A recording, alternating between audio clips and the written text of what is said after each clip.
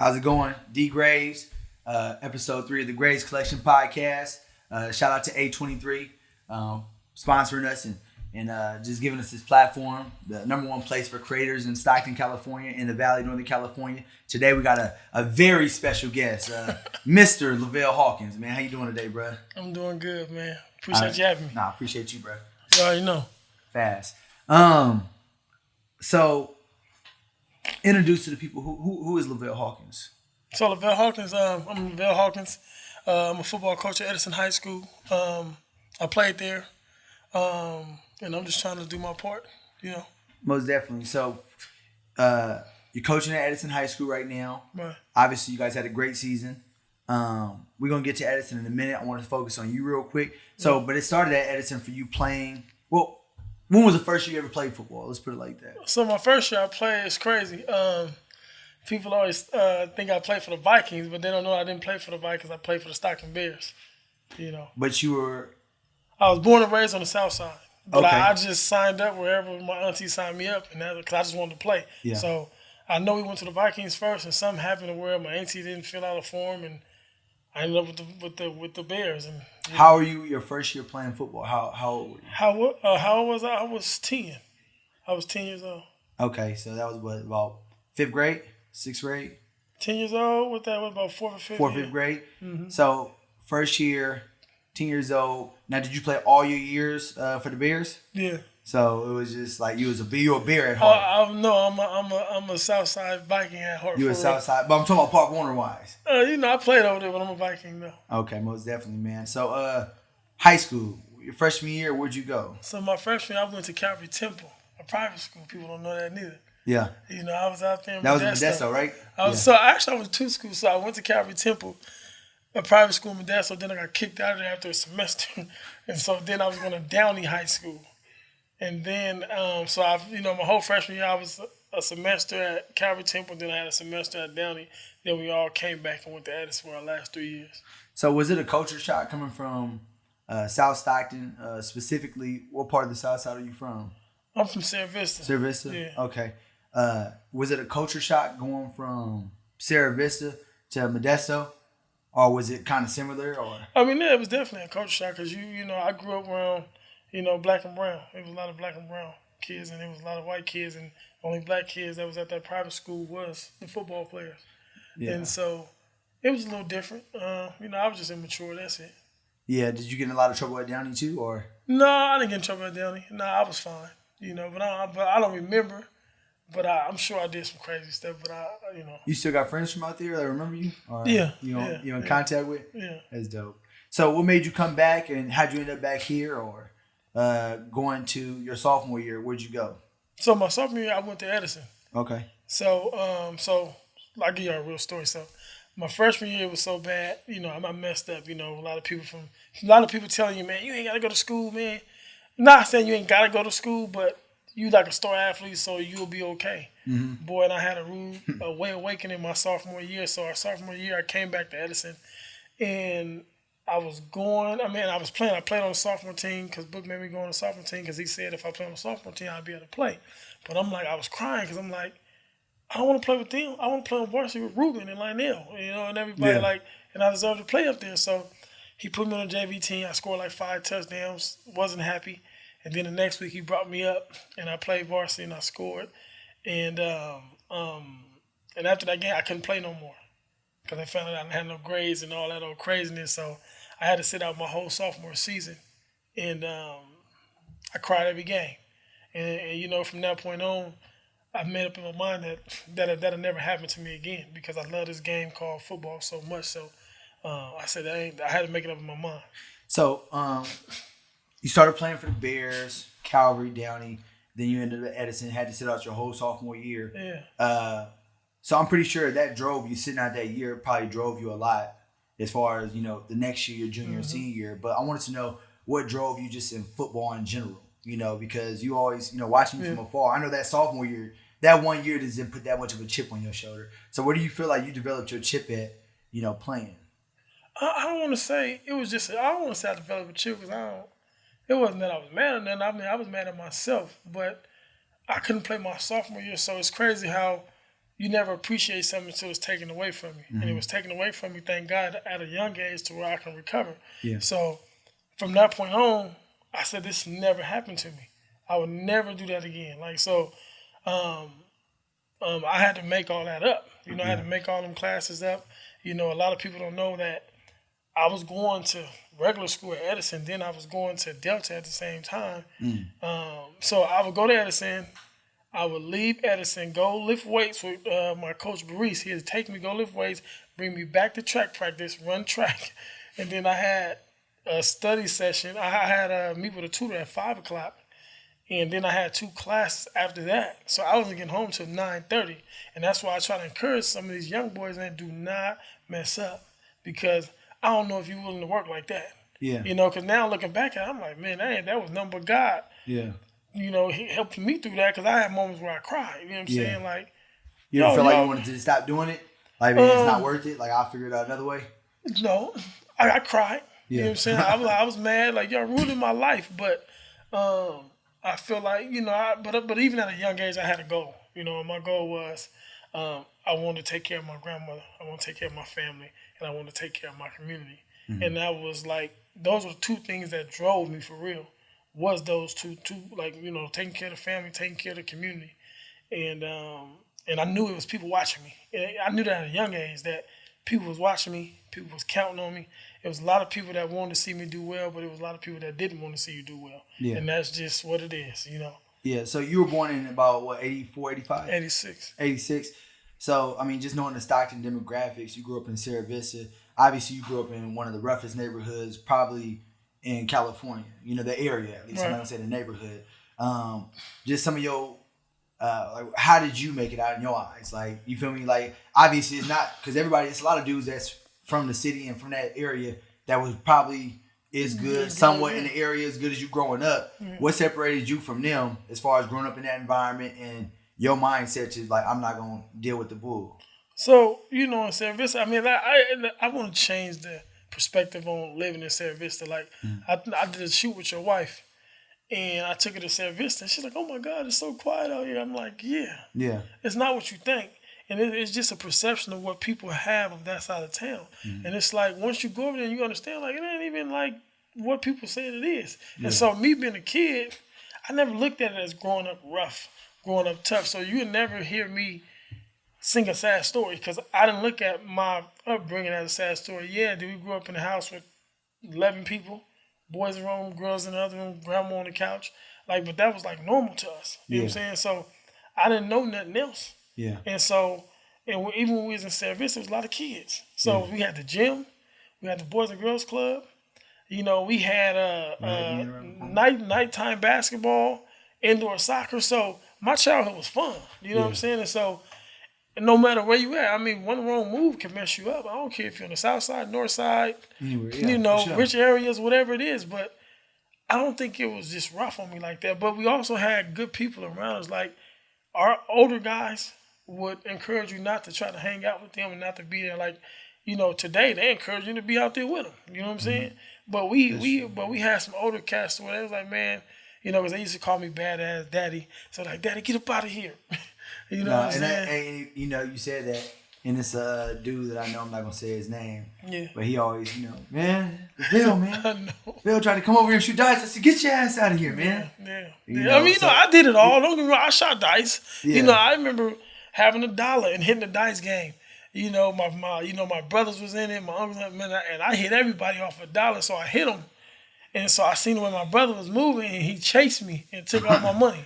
You know what I'm saying? He took I put it in my nuts. I mean, in my stuff. I'm sorry. And he chased me down. And he took it back from me. You know what I'm saying? Yeah. But nah, I used to hit the dice game every time. Okay, so it was just your mindset. You just mindset. You just like you didn't even look at it like that. This is the part of growing up. Yeah, it was take it to the next level though. So my thing was like, and I want to say this to a lot of our people, like, yeah, life is hard. Everybody is going through something. Okay. Everybody, I don't care what they look like.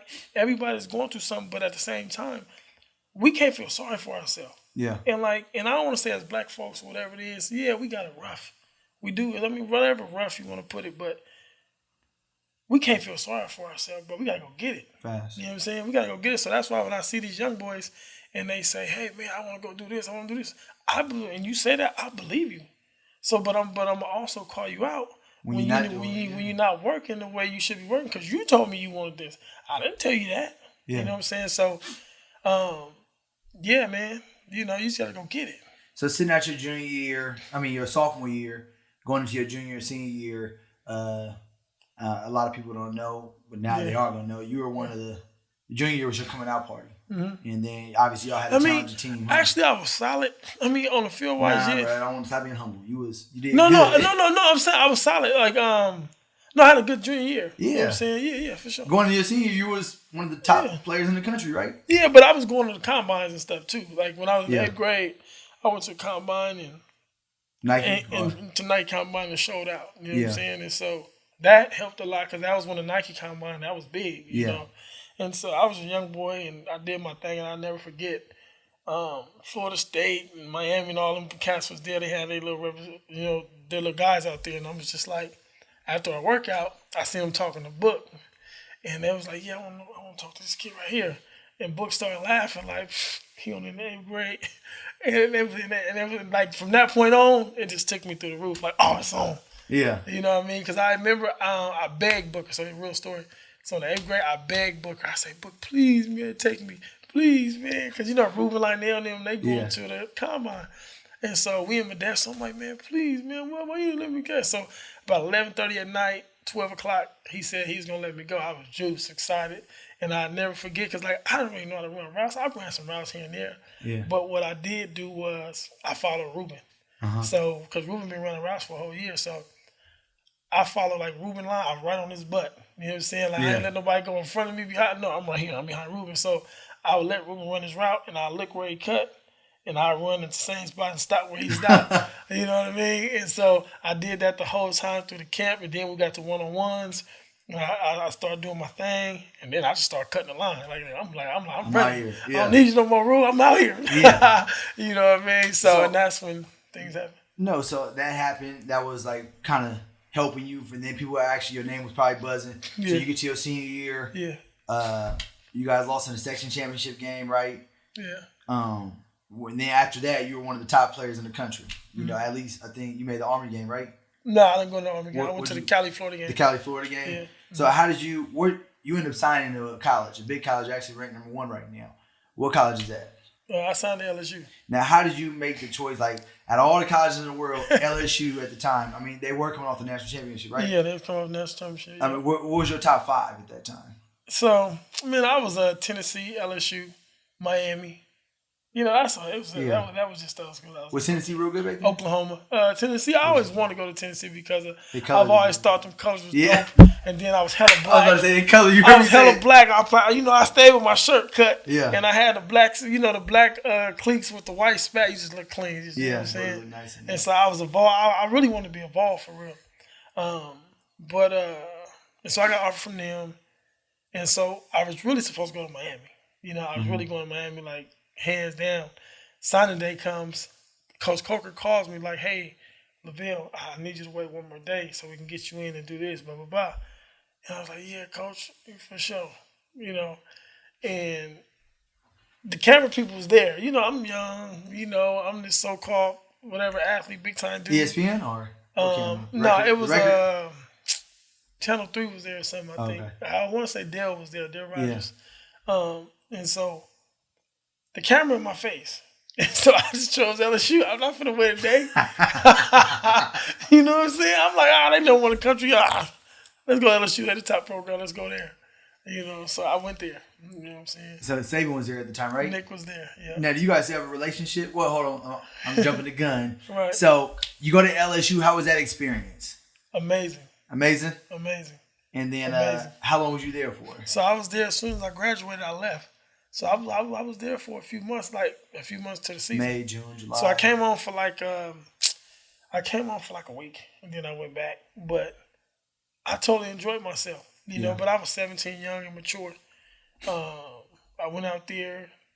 Great. It was a great program. We worked our butts off. You got a lot of guys out there. Yeah. But at that point, I think they still I went there because at first when Nick called me, I said I want to play receiver. He was like, we want to play DB, and I'm like, nah. I won't play receiver. I won't score touchdowns. And so he came up to me, I'm going to take you as an athlete, but I'm going to play receiver. But in the long haul, they still have me on the board as a DB because Nick wanted me to play DB, which I feel like he had a better eye than I did when I was young, But everything worked out. But they wanted me to play DB, and so fast forward, first game come, 17 immature. I didn't play the first game. Coach, I remember being on the sideline. Coach telling me, "Hey, warm up, man. You finna get in there. I need you to make a play. We playing Oregon State, and we barely beat Oregon State by a field goal." And so Coach told me, "Hawk, warm up. I'm finna get you in there." I'm warming up. I'm following him. Third quarter come. Yep. Next to Coach, let's go, baby. I'm ready to make a play. You know what I'm saying? Don't get in. And so crush. I get sick. And so one of the coaches from Oregon State was like, "See, you should have stayed your butt at home." I'm like, oh, it just inflamed me even more. So what I did was, this is crazy.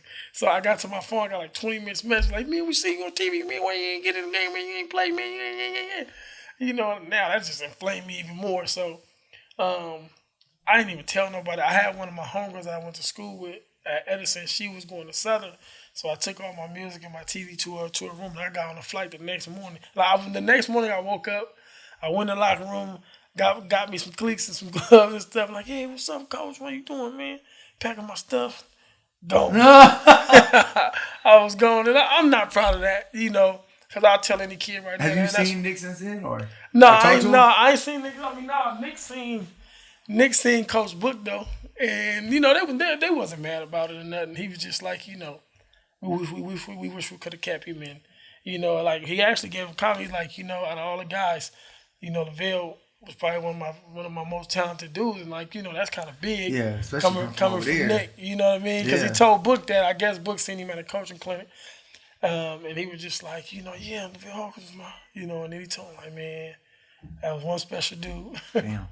I do feel bad. I'm like, God, dog, like, who was around me? Why didn't I say play DB? Because my coach Maurice had already told me that I need to play corner. Like, man, play corner, man. But I wasn't thinking about money and nothing like that. I'm thinking about... You got to think, bro, especially coming from out here, a lot of people probably wasn't in your shoes before. Like you in now, how you could help guide these kids like you do. So you got to think about how I look at it is like, bro, the whole city was so used... I was a kid, bro, we used to use your name as an acronym. Like, I built them. Like, you I built them. No, like, how you Mawson, bro, at the lunchroom or under, like, man. Stupid. No, like, if you ran to the right, ran back to the left, ran to the right, and then went up the middle. I built them, y'all. You was an acronym, bro. So that's too funny. So you left LSU. Yeah. You fly straight into... I went to City. San Francisco City. And then, obviously, y'all got down and one of the best teams ever, won a national championship. Yep. So we actually lost. We lost to College of the Canyons. Got you. Okay. Mm-hmm. And so You played both ways there, though, right? Yeah. I went both ways a couple games. So it's crazy. So that story. I leave LSU because I don't want to play corner. But I come to City, but the City, they said I can go both ways. But they had a guy in Fresno that was supposed to be a guy. And so the coach wanted me to guard him and be on him. I'm just like, all right, that's cool. But you're going to play receiver too, right? He's like, yeah. So I'm like, cool. This rock and roll. This is what I want, So they had a little fast running back. So I was playing like the Hawk position. Like that was my guy. So when they go to 3 wide receivers, then I go guard the slot, whatever it is. And so I went out there and did my thing, Did my thing, played 1 year. Got my AA in 1 year. I didn't want to stay 2 years. I couldn't do it. You did a lot. Luckily, the high school thing, even though you messed up your sophomore year, kind of prepared you for the next step of what you had to do, right? So a crazy story now, because a lot of people don't be knowing this stuff. People just think, Lavelle, you just did that. No, I didn't. It was a process. So I got my AA in 1 year, so it takes you 2 years to get an AA. And so 9 times out of 10, yeah. So folks didn't know that I was going to City College, and I was going to Alameda at the same time. So I would go to City College Monday, Tuesday, Wednesday, and then Alameda Tuesday, Thursday. So I would go to City, go take my classes, get on the BART, get on the bus, go to Alameda, leave from Alameda, get on the bus to go to Berkeley, and go over the plays and study the plays. And so I would sleep at my homeboy house, over Warrell's house, and I would sleep with him, and he'd feed me and all that stuff because he had the meal plan. And so I would eat over there. Is that the one that's a fireman now? No, Warrell not a fireman. No, Okay. Warrell, you probably never see Warrell. Okay. He like Warrell and Sid now. You know what I'm saying? Got you. So they all play together at Grant. So I would do that, and so that was my schedule. So you knew you was going to Cal? Yeah, I already see. Yeah, once I left LSU, I'm like, we can go to Cal. Yeah. Yeah. That's tight. And then the coach was on board with it. Yeah, they was on board. Like I already have my scholarly. Like I didn't even have to play at City, but I'm like, I don't play Rule. You know what I'm saying? Yeah. And then was Tim on the team too? Nah, Tim wasn't. He was already Tim gone? a year older. Yeah. Okay. So with that, go to Cal Berkeley. Had a good career. Senior year, how would you rank? Just your college career in general. Were you? I was solid. You were solid. Yeah, I was solid. I did good enough to be drafted and all that good stuff. Fourth round. Fourth round. Pick what? I want to say 126. Don't quote me though. Okay, fourth round, pick one of those. 126. Tennessee Titans. What was your experience overall? I'm not even going to just say Tennessee because I'm pretty sure you got a story for everywhere. Yeah. But what was your experience in the league? How do you feel like what you could have did good, better, worse, whatever the case is? What do you think your overall perception in your eyes, your experience in the league? So the league is the league, right? You got a lot of special guys. You know what I'm saying? You got. It's a lot of yous. It's a lot of me's for sure. I feel like for me and guys coming up is maturity. Mm-hmm. Maturity. A lot of things. I was emotional. You know what I'm saying? I wore my emotions out on my sleeve. You know what I'm saying? If I don't like you, I don't like you. I want you to know that. Yes. You know, and that don't help you. Yeah. You know what I'm saying? And that don't help you. But I think I would say maturity for sure. Because I mean, athletically, you're gonna be fine. You've been playing against the dudes forever. Yeah. You know what I mean? But maturity, understanding the game, understanding it's business. Yeah. You can't take things personal. It's business. Yeah. I never looked at playing football like, money is fine, take care of the family, whatever. But I was a football player. I really cared about playing football. Mm-hmm. And I really cared about entertaining. Like, you make plays because I knew that I had a whole city looking. You know what I'm saying? Yeah. I had everybody looking and expecting things and waiting on you. You know what I'm saying? So I never like looked at it like for myself. I looked at it for the city. They looking at me, they counting because even when I was in the league, I had times where I'm like, man, I'm cool. I don't play this shit no more. This is just stupid. You know what I'm saying? Like I'm better than him. Yeah. You know what I'm saying? But business. If somebody goes first round, they're gonna get every opportunity in the world. Yeah. You know what I mean? So you gotta understand business and keeping your mind focused. And I always say this to the kids now is you gotta find a way to be comfortable in an uncomfortable situation. You know what I mean? Because it's gonna be situations where you're uncomfortable, but you still gotta chop that wood. Yeah, You know what I most mean? definitely. So my favorite moment, Lavelle Hawkins in the NFL, and I want you to tell me yours after this. This is probably towards, I think, your last year in the league, going into your last year, preseason your last year. Yeah. Turn on the TV, chilling at home. I see you in a 49er uniform, number 4. Right. I'm not Caught the ball. not in the game. I think the ball in the air might have been 2 different plays. Right. Ran the dude over. Right. And cleared it, took off the helmet. I'm like, yeah, he's still from Stockton. He's shining right now. Did I? No, I didn't take my helmet off. No, I took No, my the helmet second off one. No, on the the first kickoff one. return. No. Okay, the kickoff return. kickoff Just return. that whole game though, like seeing you in a Niners Yeah. uniform. Yeah. I knew you was a Niners fan just from previous conversations, and it was like, bro, he had the crib playing. I'm like, I don't think he's gonna make the team because it's like it was some weird stuff going on, but business. I was in hopes you was. You feel me? You was the best receiver in preseason. Right. You got a contract from that, to go to the Chargers. What was your favorite moment in the league? My favorite moment? God, dog. Just one moment. I know you probably got a lot. It could be anything from. Of course, you gotta say your first touchdown in the league. Okay. My first touchdown came against the Oakland Raiders. In Oakland or? It was in Tennessee. I was retired. It was in Tennessee. So, what was it? I have to get some good kick returns, and it's my turn to go in. So, I think it was like second quarter, and they called timeout, and I remember I was in the huddle, and Kerry Collins was like, "Hawk, let's go. I'm gonna come to you." Yeah. And I'm like, hell yeah, let's go. You Yeah. feel me? So I got the butterflies immediately. I'm like, This your rookie year? It's my rookie year. I'm like, God damn, let's go, Hawk. That's hella funny. You You know get what I'm nervous. saying? I never would have thought you. No, man, I stayed nervous. People don't know that every time. Yeah. Because the nervous thing is like, I don't want to mess up. Fail, yeah. You know what I'm saying? So I'm like, ooh, let's go.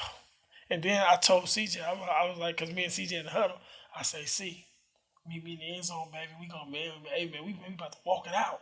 You Chris feel Johnson. me? Yeah, Chris Johnson. So I was like, C, meet me in the end zone, bro. It's home. So What was the route? I had a go route. Go. Yeah.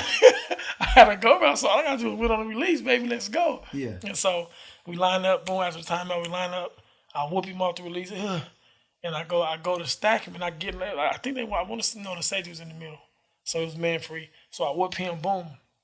So I catch the ball, but the safety coming finna bang me. So I catch it, boom, and I spin on him, and I run in the end zone, and I look to the left. All kind of excitement came out of me. CJ running on the side of me, and we was supposed to walk it out, man. I done went around the whole stadium slapping hands. He like, man, you forgot about me. I'm like, see, my man, bro. Was he a rookie too at the time? He was a rookie. Yeah, we came in together. Okay, that's good. Now, so fast forward, that was your best moment in the league. Yeah. You end up doing your last year of football in Canada. Mm-hmm. Now you're here. You're at your alma mater, coaching at Edison High School, right? Right. How's this experience been for you? How was the first year? I know the first year y'all wasn't, y'all was rebuilding the program. Mm-hmm. Because obviously after you left, Edison was horrible. I'm not saying after you left, Edison was horrible. I don't know if it was horrible. Yeah, I'm not saying it was because of you. Yeah, no. They were horrible, bro. No, we had guys though. Like, Edison always Randall Washington. Guy. Denver was a guy. Bob Lewis was a guy. Trey Johnson was a guy. We had guys. Yeah, guys, but the record was horrible. The record was probably horrible. I don't remember the record. So I'm not saying it was because of you that the record was horrible. I don't know what the reason was. Edison was horrible after that. Right. Now you get a couple of great coaches come. Booker came back because after you left, I don't know. He was gone as well. Yeah. Yes, you left. He left. Then what made you decide to come back to Edison after your career? Like, I'm gonna come back. I can move anywhere in the world. I could live in Miami, Tennessee, and live comfortably. Mm-hmm. But I want to come back to Stockton. Why would you come back to Stockton? With such a bad. The city, obviously, you probably moved back. When was you done playing ball? In 2012, 13? No, 15. 15? 15 Oh, my bad. I didn't use my bad. Yeah. Oh. But, yeah. No, I ain't never left home, though. I was about to say, you was always like... No, I was always at home, and my thinking of me being home was to inspire and to encourage the young boys to, because I never got on my high horse, like, look at me, I'm the guy. No, that's trash. Just to cut him off real quick, this dude is not lying. I remember one time I'm getting my hair cut at Dudes and Divas. I don't think he knew me at the time, but I'm outside. He's like, I had a football or something. This was my senior year. Yeah. Play catch, man. Play catch. I'm like, why are you home right now, bro? My bye week. I'm at the crib, baby. Yeah. But my thing was to because even when I was younger, I always thought NFL cats and all them cats was just like superheroes and flying around and all that stuff. Like, where do these people be at? And it's like, none of them there. I'm like, man, we regular. We got the same problems as anybody else. And so, but my thinking of it was to be at home. So when the little dudes do see you, because kids gonna tell you the truth. They look at you like, man, you ain't even that big. You know what I'm saying? Yeah. So subconsciously it do something to their mind, like, man, he not even that big, man, my side. Because that's the same thing I would have been doing. Yeah. And, I'm looking at cash, because the Niners came when I was in high school because they was working out at UOP at this time. And so they came and spoke to us at one of our practices. And I'm over the size of them cats up like, JJ, he ain't that big, man. I know I'm going to league. Crazy. Yeah. You know what I'm saying? So it's just those little things like that, which maybe I'm wrong, but I felt like little stuff like that goes a long ways. Like, these cats get to see you, and these cats get to feel you and be around you, and like, man, he normal just like I'm normal. Yeah. You know what I'm saying? So that was my thinking of it. Now, you guys, obviously, the program was horrible. Yeah, everybody knows. I don't say my program was horrible. Your program was horrible. I mean, hey, my whole family went to Edison. The program was horrible. Booker come back, you come back. Tim Brown, second all-time leading returner, CFL. Yeah. You managed to get Desmond Bishop. I got him. Dez. Hey, that's a real story. Hey, look, Dez left from Cal Berkeley. I got him. Look, Dez was asking me about a player one time at your party. Yeah. And I was like, "What's with my guy? You trying to get there? I want offer him." Yeah. And then the next thing I know, he coaching with y'all. Yeah. Who else? Orlando Evans, Division I quarterback. Coach Baker. So, you guys put this cast of coaches together, and then your program went from sugar to, You mean from shit to sugar? Yeah, however you say it, bro. But it was a great program. Your first year or your second year there, third year, y'all got whooped by Folsom. And Folsom was one of the top teams in the country. That was our first year. Last year was our first year, and this year was our second. Your first full year. Yeah. Because you kind of volunteered a little No, early, I don't right? count that. Okay, I mean, I was 'Cause you were forced to be still- there. It was a look. I didn't want to be there because I'm like, I'm not You wasn't ready all for your that. heart was in it, yeah. And it's just like, I feel like I know what I like. You Yeah. know what I'm saying? So if I'm doing something, we're going 100 miles an hour and we're going to do it Oh, right. yes. And so I ain't want to be involved because I wasn't all the way locked in. So last year, y'all got demolished by Folsom. Like, they had, I remember pulling up to the game. I pulled up to the game right in front. Literally, I'm like, okay, looking for parking. It was 28-0 first quarter. I go around one time, it took me about 6-7 minutes. I parked right as I'm walking to the first quarter, so it was 51-0. Right. So that was last year. This year, you guys go up there and you lose by 3 points to one of the top teams in the country. What was that turnaround like? Just as far as like, what do you think? What happened to the culture? Like, what would you say happened? So I want to say from year one to year two. Year one, we still trying to build these guys' mental and all that stuff up. Coming in, Raleigh had a great year. Zaybo and them had a good time, a good year. Like we were still trying to gel as a team, and so the boys did good. We lost a couple games that year, and then we got on the road. We started winning. We went up to Folsom, and it's like one of those things where, they can play. They will play against the St. Mary's good. They will play against the Lincoln's good, the McNair's good, because they know those guys. Yeah. But that year, they was like, man, who y'all got? Oh, y'all got Folsom. Ooh. And it's like, so in their mind, they like, man, these cats the Patriots. You know what I'm saying? And so I think the boys was a little nervous, a little shell-shocked. It's just something new to them. Yeah. They don't really know. They don't know what to expect. They don't This know year nothing. they knew that. This year they knew. You know what I'm saying? And they knew they knew what we was up against. And it's just building that confidence from one year to another. You know what I'm saying? We had a lot of guys that came back and, I stayed on them like, bruh, these guys are no different than you. Yeah. You know what I'm saying? Yeah. Go out there and do what you've been doing. We did a good job of not making it bigger than What it is. Go play football. You know what I'm saying? All you have to do is make tackles. You feel like y'all the best team in the city right now? Do I feel like that? It's a serious question. Huh? I think we are a really good team. We are. That's not my question, though. And huh? I'm messing with you. Stupid. I'll give you a hard time. Nah. And I will say this: anybody could have got it too.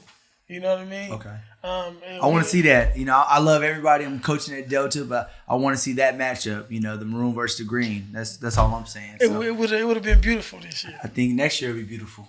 St. Mary's always gonna be St. Mary's, so I want to see that. So Coach You Franks.